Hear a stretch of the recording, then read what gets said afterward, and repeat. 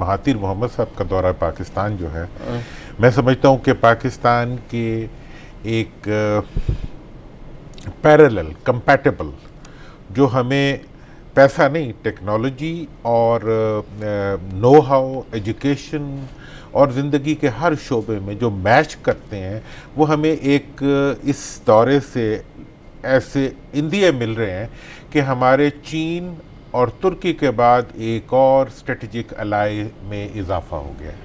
اچھا، ہاں، آپ ملیشیا کو چائنا اور ٹرکی کے برابر دے دیں، برابر کی طرف، چونکہ وہ ایک ایسا ملک ہے جس نے ٹیکنالوجی میں اپنے لیے جگہ بنائی ہے، جس نے معیشت اپنی کو اٹھایا ہے، اپنے قدموں پہ کھڑا کیا ہے۔ انہوں نے مکمل غلامی کسی کی نہیں کی، انہوں نے اپنے آپ کو منوایا ہے، اور منوانے کے بعد دنیا کے اندر ایک مقام پایا ہے، اور اسی مقام کو ہم بھی دیکھتے ہیں۔ اور ان تینوں ملکوں میں ایک اور بھی، چاروں ملکوں میں ایک اور مماثلت ہے، پاکستان، ترکی، ملائیشیا اور چائنا۔ چائنا میں جس قسم کی حکومت ہے وہ اسے میرٹوکریسی کی جمہوریت کہتے ہیں، کہ میرٹ کے اوپر آنے والے لوگ منتخب ہو کر آتے ہیں، سنگل پارٹی جن کو ٹرین کرتے ہیں اور ان کو حکومت سازی کے لیے۔ اسی طرح ٹرکی، جیسے ہمارے ملائیشیا، یہاں بیوروکریٹس ٹرین ہوتے ہیں، یہ ہوتے ہیں وہاں حکومت سازی کے لیے لوگ ٹرین ہوتے وہ ہیں۔ اس کو میرٹوکریسی کا انہوں نے نام دیا ہے، جس میں کہ میرٹ کے مطابق جو ہے جمہوریت کو وہ اوپر بڑھاتے ہیں۔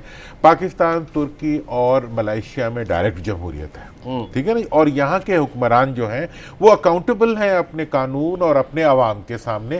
یہ ملک ان کی جاگیر نہیں ہے، بلکہ یہ ملک جو ہے وہ ان کے لیے ایک چیلنج ہے، جس میں کہ انہوں نے اپنی اقتدار، اپنی قیادت کے ذریعے مسئلوں کو حل کرنا ہوتا ہے۔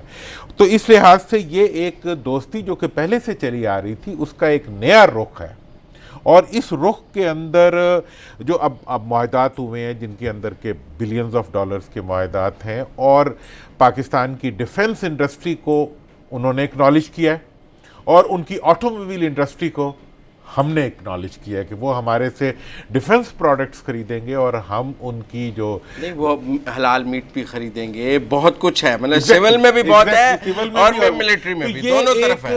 یہ ایک سسٹینیبل ڈیولپمنٹ ہے۔ وہاں سے یہ نہیں ہوا کہ انہوں نے ہمیں چندہ دے دیا اور ہم نے چندے کو یہاں خرچ کر لیا، بلکہ ایسے ہے کہ ایک سسٹینیبل ڈیولپمنٹ کا ایک راستہ ہوا ہے۔ لیکن اس میں ایک بڑا دلچسپ پہلو ہے جو کہ میں اپنے ویورز کے سامنے لانا چاہوں گا۔ نہیں، وہ سوال میں کروں گا، مجھے پتہ ہے آپ کدھر آ رہے ہیں۔ اچھا، ہاں، مجھے پتہ ہے آپ کدھر آ رہے ہیں۔ ذرا تھوڑا سا یہ معاہدوں پہ میں نے کہا بات کر لیتے۔ گاڑی لا رہے ہیں ہمارے ہاں، آپ کو پتہ ہے گاڑیوں کا پروڈکشن ہو گیا، وہ ہو گیا۔ آپ نے کہا یہ چین اور ترکی کے ساتھ آپ اس کو ہو گئی۔ مہاتیر محمد بھی کرپشن پر الیکشن جیت کر آئے ہیں، اور عمران خان بھی کرپشن پر الیکشن جیت کر آئے ہیں۔ دونوں لیڈرز میں ایک بات یکساں ہے۔ آج جو مہاتیر محمد نے خطاب کیا ہے، وہ آپ نے دیکھا ہوگا۔ اس دونوں لیڈرز کی یہ جو مماثلت ہے، اس کو آپ کیسے دیکھتے ہیں؟ دیکھیں، اس میں آپ ایک اور پہلو بھی دیکھیں کہ اس وقت یہ چار لیڈر جو ہیں، ملائیشیا، چائنا اور پاکستان، پریزیڈنٹ زی بھی وہاں بھی کرپشن پہ پھانسیاں لگ رہی ہیں، اور وہ اب تک ان کا جو ایجنڈا ہے وہ یہی ہے کہ انہوں نے ایک تو کرپشن فری کرنا ہے اور ریکوری کرنی ہے۔ ٹھیک ہے جی۔ مہاتیر محمد، جن کی کسی کو یقین نہیں آئے گا، ماشاءاللہ بہت صحت مند لگتے ہیں، وہ 93 سال کے ہیں، 93، اور کوئی سوچ بھی نہیں سکتا تھا کہ وہ دوبارہ سیاست میں آئیں گے ایک دفعہ ریٹائر ہونے کے بعد، اور وہ یہ کہتے ہیں کہ میں 2 سال کے لیے آیا ہوں یا 3 سال کے لیے آیا ہوں، اس کے بعد میں چھوڑ دوں گا، اور شاید مجھے خود بھی نہیں پتا کہ میں زندہ کیوں ہوں اب تک، اسی پرپس کے لیے تھا۔ لیکن وہ آئے ایک ایجنڈے پہ تھے کہ جس ملک کی معیشت کو میں نے سنبھالا ہے، اس کو میں چور ڈاکوؤں کے حوالے نہیں کروں گا۔ اور وہ آپ کو پتہ ہے جو سیاسی جماعت سے وہ وزیر اعظم رہے ہیں، اسی سیاسی جماعت کو انہوں نے الیکشن ہرایا ہے، اور اس کے اندر پوری قوم نے ان کا ساتھ دیا ہے۔ یہ تو ایسی ہے جیسے کو پیپل پارٹی میں سے زرداری کو ہی ہرا دے۔ ہاں، اور پھر اس پہ میں اور بھی بات کروں گا، جب مطلب یہ ہے کہ وہاں کوئی کسی نے کسی کو خلائی مخلوق نہیں کہا، کسی نے کسی کے اوپر الزام نہیں لگایا، بلکہ ایک الیکشن ہوا جو کرپشن کے خلاف تھا، اور اس الیکشن کے اندر مہاتیر صاحب جو ہے وہ جیت کے آئے، ٹھیک ہے نا جی۔ اور انہوں نے جیتنے کے بعد پہلا کام جو کیا، ہاں، وہ کیا کیا انہوں نے مال مسروقہ برآمد کیا. ہم یہاں پہ چیخ کے مر گئے ہیں کہ عمران خان صاحب پورا نظام جو ہے ہمارے ملک کا پورا نظام جو ہے وہ خواہ مال مسروقہ کے برآمد کرنے پہ کرپشن تو ایک ریلیٹیو ٹرم ہے, اس کی طرف مہاتیر صاحب نے بھی اشارہ کیا ہے. اصل تو چیز یہ ہے کہ وہ حکمران جو ملک کا مال لوٹ کے اپنی تجوریوں میں, اپنے بینکوں میں, اپنے فورن اکاؤنٹس میں, اپنے لوکل اکاؤنٹس میں, اپنی لوکل پراپرٹیز میں چھپایا ہوتا ہے, ٹھیک ہے نا جی. تو اس مال کو نکالنے کے لیے آپ کیا کرتے ہیں, انہوں نے تو جو وہاں کا پرائم منسٹر تھا نجیب, اس کے گھر میں اسی رات چھاپا پڑا, ٹھیک ہے جی, اور اس کا کتنے گھنٹے چلتا رہا وہ چھاپا؟